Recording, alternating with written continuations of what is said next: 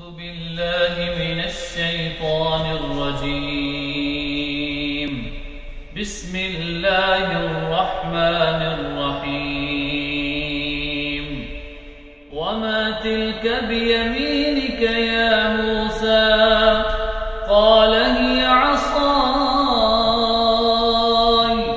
أتوكأ عليها وأهش بها على غنمي ولي فيها مآرب أخرى.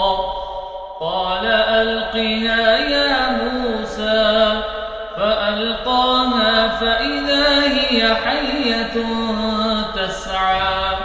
قال خذها ولا تخف سنعيدها سيرتها الأولى واضمم يدك إلى جناحك تخرج بيضاء من غير سوء آية أخرى لنريك من آياتنا الكبرى. اذهب إلى فرعون إنه طغى. صدق الله العظيم.